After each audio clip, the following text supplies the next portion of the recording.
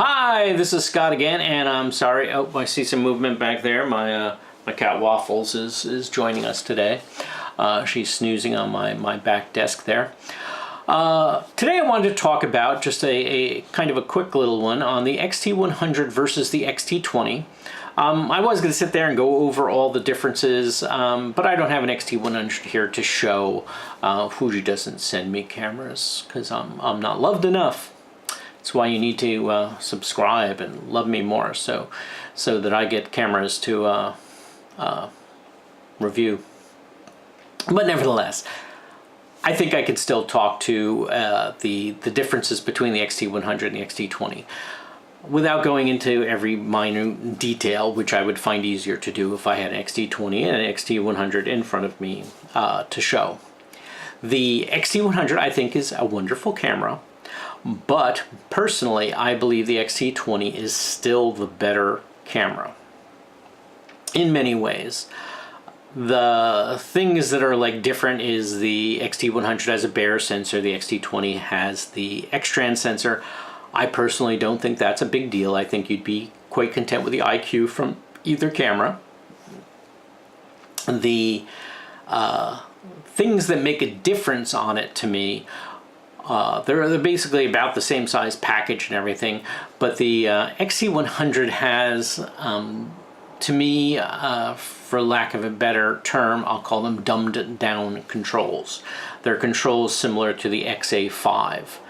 And it kind of makes sense. It is a step below. You got to save money. It is $200 cheaper. It is $599 versus $799 for the XT-20. So, definitely, there's got to be the piper must be paid, as they say, and that's in the loss of some controls. But I think the Fuji XT-20 is well worth the extra $200 for the control layout that you get with it. So that's my big thing. I prefer the XT-20 camera.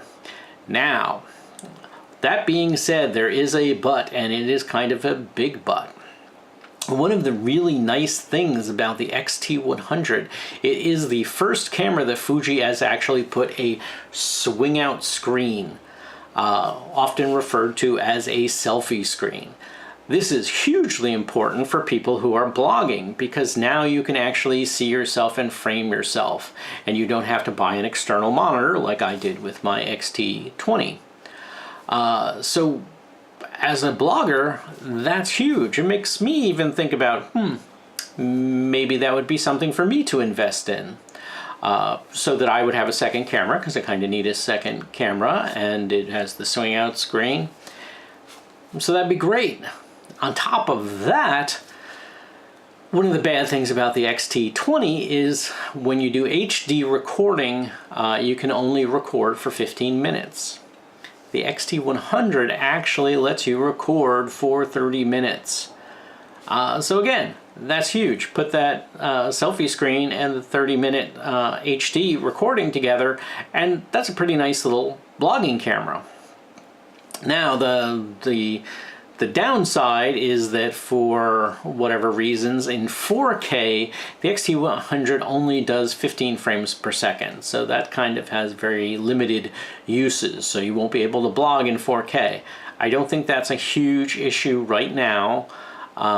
So I think it's still for a family camera, or for a better than simple blogging camera, the XT-100's an excellent choice.